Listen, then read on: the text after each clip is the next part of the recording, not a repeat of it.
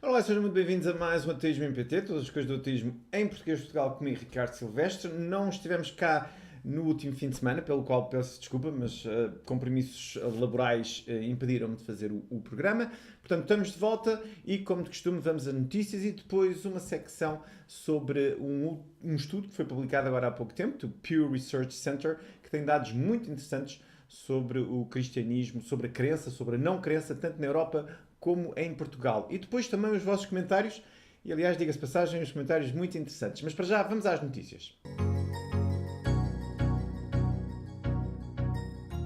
Ora bem, nas notícias vamos começar aqui ao lado na Irlanda, onde vocês sabem houve agora um referendo por causa daquela que era a oitava emenda da Constituição, que proibia em qualquer situação, em qualquer caso, uma interrupção voluntária da gravidez ou um aborto. Portanto, de dizer que na Irlanda 78% dos irlandeses consideram-se católicos ou afirmam-se como católicos e, como vocês sabem, uma grande vitória, um grande sucesso para as mulheres e para todos os irlandeses que votaram a favor, portanto, de ser autorizada, portanto, que essa emenda seja revista, ainda mais quando a diferença de vitória foi claramente favorável, à volta dos 68% a favor, portanto, de ser retirada a emenda. Dizer que as coisas ainda não acabaram, uma vez que agora faz parte dos legisladores dizerem quais é que são os termos para se poder fazer o aborto, em que condições é que o aborto pode ser feito mais tarde, portanto toda aquela conversa que a gente conhece, mas o que é muito interessante foi que em 1983 67% dos votantes irlandeses aprovavam que o aborto fosse banido e agora, 2018, os números deram a volta. Isto acontece exatamente no momento onde em Portugal, enfim, já estamos mais avançados com algumas coisas que a Irlanda, mas que agora há bem pouco tempo, como vocês sabem, foi chumbado na Assembleia da República 4 propostas de lei para que a morte clinicamente assistida, ela tem vários nomes, mas neste caso a eutanásia, pudesse também existir em Portugal, apesar de todas as precauções que os grupos políticos que apresentaram as propostas colocaram. Enfim, ainda há muito trabalho para fazer, neste caso, em particular na promoção de alguns valores humanistas e liberais, mas pronto. Melhor do que na Irlanda, mas para ser irlandês foi preciso chegar a 2018, mas já há pequenos passos, mas a gente aceita-os bem. Vamos agora mudar para o outro lado do globo, vamos para a cidade de Victoria, na Austrália. Dizer que nos últimos 16 anos sobreviventes de abusos sexuais na mão de padres católicos nas igrejas de Victoria, Austrália, não tinham um recurso legal para poderem levar os padres que os abusavam ao tribunal, por causa do que se chamava a Ellis Defense. A Ellis Defense, não para ser muito legalista aqui, mas neste caso foi porque houve uma vítima chamada John Ellis que perdeu o caso contra a Igreja Católica na Austrália porque os advogados da Igreja convenceram o juiz que não havia um caso legal, uma vez que Ellis tinha todos os relatos estavam guardados no que se chama um protected trust. Portanto, ele não tinha a agência para colocar a Igreja em tribunal. O que aconteceu, boas notícias, foi que essa defesa foi retirada neste momento do lexicon legal na Austrália. Portanto, o que acontece, e tenho aqui a expressão de Jody Curtain, neste caso, advogado que representa as vítimas deste tipo de abuso sexual, que diz que esta foi uma diferença significativa da maneira como a Igreja Católica vai começar a partir de agora a ser considerada responsável pelos seus actos. As vítimas nunca tinham tido uma igualdade aos olhos da lei e esperançadamente ou positivamente agora isso vai mudar, uma vez que foi feita esta correção, esta injustiça na lei. Dizer que o Procurador-Geral de Victoria, Martin Pakula, considerou este momento como muito importante. Portanto, também na Austrália as coisas a mudarem no bom caminho. Vamos agora para uma outra coisa, e eu sei que estou a insistir um bocado no super pastor, comedor de pastéis de nata e de cozida à portuguesa, Franklin Graham, mas eu prometo não ficar muito mais tempo na Franklin Graham, só que achei interessante porque ele, numa entrevista para um canal religioso, que acontece muitas vezes nos Estados Unidos, ele disse que, portanto, pessoas que compartilham a filosofia de progresso, ou neste caso chamam-se progressistas, portanto a nível político, aos liberais, aos progressistas, e ele disse que os progressistas, e passo a citar, é outra palavra para aqueles que não têm Deus. Ok, I'll take it, como dizem os nossos amigos americanos. A mim não me incomoda nada. O que é interessante, e andamos sempre a bater nisto cada vez que os religiosos falam que aqueles que não têm Deus só fazem a mal à religião. As sociedades que são as mais religiosas, onde a crença em Deus é mais forte, são aquelas que têm maior taxa de crimes violentos, isto na opinião do sociologista Phil Zuckerman, e mais ainda que as nações que são secularizadas e que têm, neste caso, mais valores progressistas, são aquelas que têm menos taxas de crime, têm mais prosperidade, mais igualdade, mais liberdade, mais democracia, mais direitos de mulheres, mais direitos humanos, maior taxa de sucesso na escola e maior expectativa de vida. E, portanto, com estes valores, eu acho que ainda bem que os progressistas não são crentes em Deus, porque realmente a gente também não precisa de Deus para nada, para termos bons valores e termos boas sociedades saudáveis. Portanto, este homem veio a Portugal como se fosse uma rockstar e, no entanto, só dizer disparates, mas já nós sabemos. Muito bem, continuando agora na política, mas falando de uma notícia muito interessante, não a nível político, isso cada um sabe de si, mas neste caso em particular, Pedro Sánchez do PSOE foi indigitado pelo rei para formar um governo, e foi muito interessante porque quando ele foi indigitado não havia nenhuma Bíblia, nenhum crucifixo perto dele, isto apesar de, como vocês sabem, na Espanha 2/3 da população espanhola é católica, e mais, eu tenho aqui, ele quando fez o juramento, ele disse que eu prometo pela minha consciência e honra de cumprir as obrigações como chefe de governo com a lealdade ao rei e de ter a certeza que cumpre a Constituição nas suas normas fundamentais num Estado de Direito. Portanto, um apontamento muito interessante. Portanto, temos um ateísta como primeiro-ministro aqui ao lado, o que é sempre bom também, mais uma vez, o mundo está a mudar e ainda bem. E apesar de eu não ser das mesmas cores políticas, também não é para aqui que está a discussão.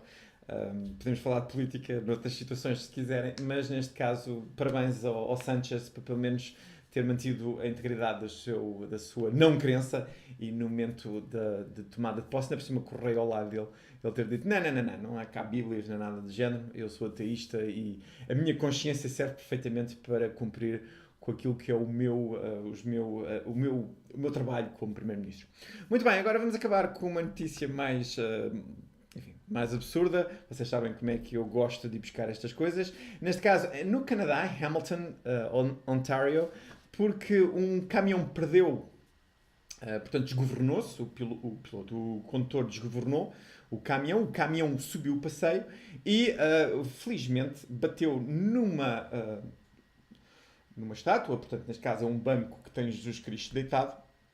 E diga-se de passagem, portanto, que o impacto foi violento, mas foi tão violento que parou o caminhão. E ainda bem porque investigadores no local, eu tenho aqui, diziam que se o caminhão tivesse continuado, que podia ter entrado numa zona onde há pedestres e tráfico portanto, pedestres que circulam a pé.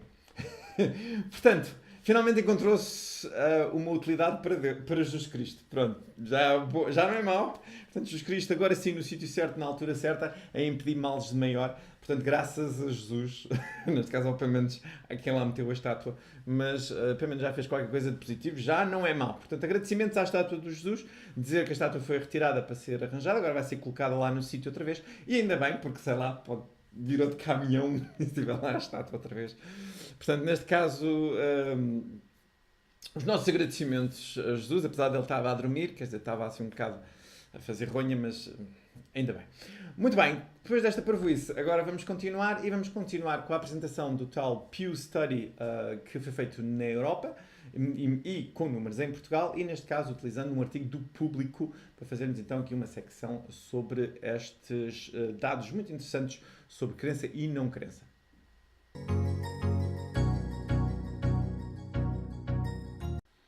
Ora, de volta, e então para falarmos um pouco deste Pew Research Study que foi agora publicado há pouco tempo, e para isso vou aproveitar aqui um artigo no Público sobre religião, neste caso pela Inês Chaissa, de dizer que eu entrei em contato com a Inês pelo Twitter dela a perguntar se ela gostava de vir aqui ao programa falar um pouco mais sobre isso. Entretanto, não tive resposta dela, mas também não leva mal.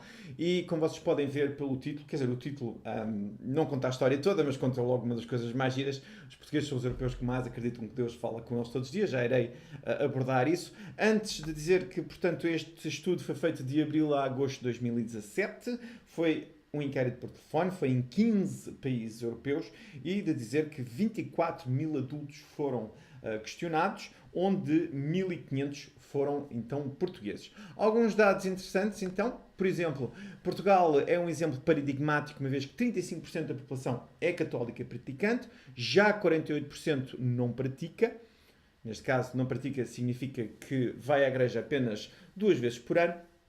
E agora aqui um dado interessante que é 15% afirma não ter religião e identificar-se como ateísta ou agnóstico ou nada em particular. Pronto, este número 15% não conta a história toda, porque realmente entre agnósticos e ateus há uma diferença grande quando as pessoas respondem a estes questionários, ou então, como também vocês viram, nada em particular. Portanto, estes números, uma vez mais desfeitos em pedacinhos, seria interessante ver o número de ateístas, a percentagem de ateístas se está a aumentar. Entretanto, outro dado interessante, a identidade cristã na Europa está associada a níveis elevados de sentimentos negativos em relação a imigrantes e minorias religiosas. Os cristãos praticantes entrevistados são aqueles que são mais propensos a expressarem visões nacionalistas, com um incrível 72%. 72%. É muito. É uma percentagem muito elevada de cristãos que dizem, como podem ver, que a nossa cultura é superior e é importante ter a família do seu país para se sentir um nacional.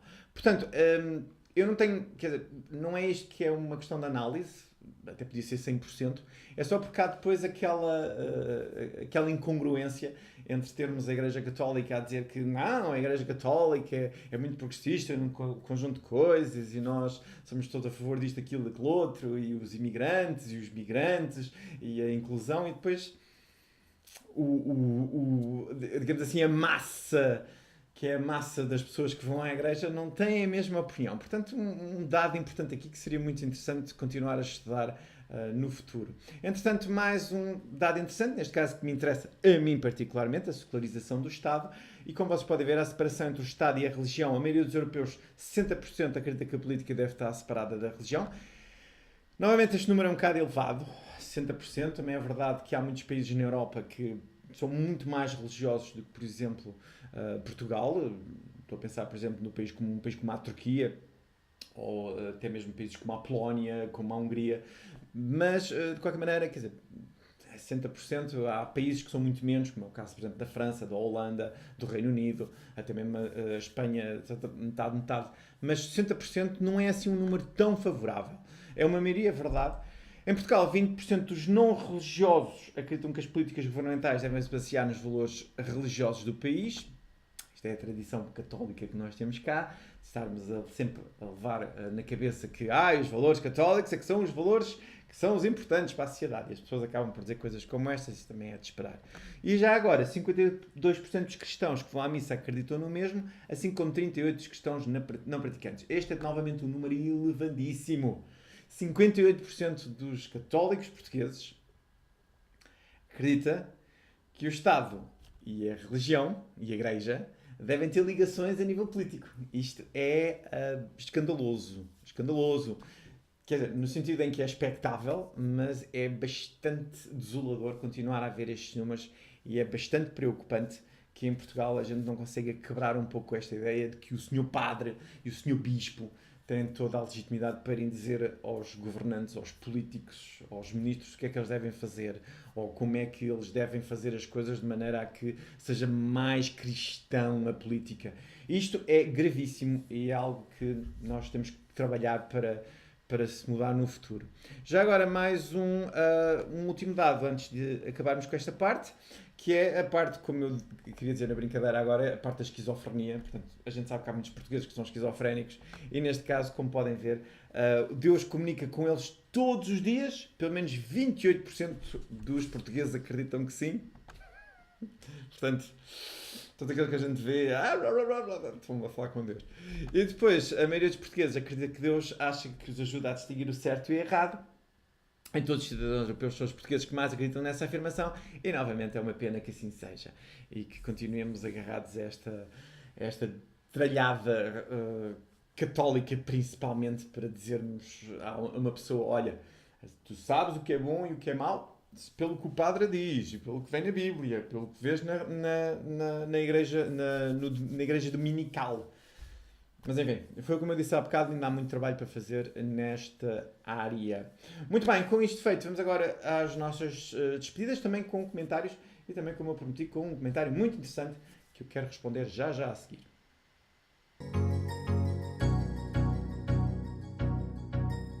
Ora, cá estou eu então para as despedidas e para os comentários. Antes disso, e neste caso começo com um pela Alexandra Ferreira, que tem aqui uma frase forte: os evangélicos são efetivamente uma praga. E, portanto, esta é uma frase bíblica, quase, gafanhotos e sapos e essas coisas todas. E continua a Alexandra a dizer: um culto de cleptocratas com uma vergonhosa sede de poder. Alexandra, concordo totalmente contigo e obrigado por estares desse lado e obrigado por esta tua honestidade e até violência no comentário, que a mim não me incomoda nada, pelo contrário, é bem-vinda. Entretanto, também muito bem-vinda a este comentário. É um bocado longo, mas stay with me, como dizem os nossos amigos americanos, que é da Susana Cunha. Susana Cunha costuma comentar e ela diz aqui: caro Ricardo, só é pena ter-se referido às pessoas que comentam como meninas, portanto, neste caso, por exemplo, a Susana, né? Ou antes disso, a Alexandra. E a Susana continua a dizer que se fossem dois homens teria dito meninos. Se fossem dois homens, imagino que não teria feito qualquer referência ao sexo, muito menos usando uma palavra que usamos para nos referirmos a crianças. Não me pareceu que fosse sexismo da sua parte e não estou ofendida. Sei que há muitas mulheres em Portugal que adoram ser tratadas por meninas porque acham que ter mais de 28 anos é ser menos mulher. Susana, imensas desculpas, a sério. É maneira de falar. Não há, como a Susana disse muito bem, não é qualquer sexismo da minha parte.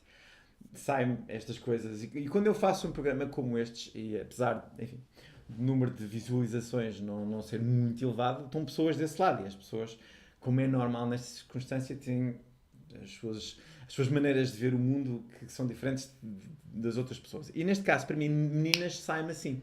Sabe uma mulher de 20, sabe uma mulher de 30, sabe uma mulher de 40, sabe uma mulher de 50, menina. E realmente eu compreendo a posição da Susana. Acho que este é um momento que é verdadeiro momento de aprendizagem para mim, porque pronto, há pessoas, e como a Susana diz, a Susana não levou a mal, mas há pessoas que podem levar a mal. Portanto, as minhas desculpas por isso, a sério, não é sexismo.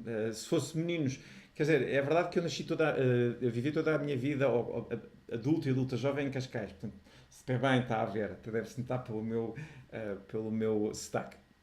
Mas a parte dos meninos, quer dizer, eu também me meto na brincadeira com alguns dos meus amigos, às vezes, quando o menino está armado em parvo, mas sim, há uma coisa é brincadeira, outra coisa é um fórum público como este, portanto, fica aqui a ressalva e totalmente aceita a crítica, não há problema nenhum. Continuando com a Susana, ela diz: como humanista, gostava de ver num mundo onde uma mulher a comentar no YouTube não fosse algo extraordinário, totalmente de acordo, e aliás eu agradeço sempre que vocês estejam cá por causa disso também, exatamente, para termos uma voz feminina neste canal do YouTube, mas em qualquer outro fórum público. E continua ela então que, como se ninguém estivesse à espera que uma mulher esteja presente e que ainda por cima abra a boca. Eu sou uma mulher, sou uma senhora, sou uma jovem de 43 anos e do seu ponto de vista também uma espectadora, uma comentadora, uma participante e obviamente uma crítica. E sempre bem-vinda, diga-se de passagem. Acabar, muitas palavras para onde escolher, todas bem mais lisonjeadoras do que sugerir que estou bem conservada e que vendo bem e se chamar menina a uma senhora quer dizer. De resto, bom trabalho.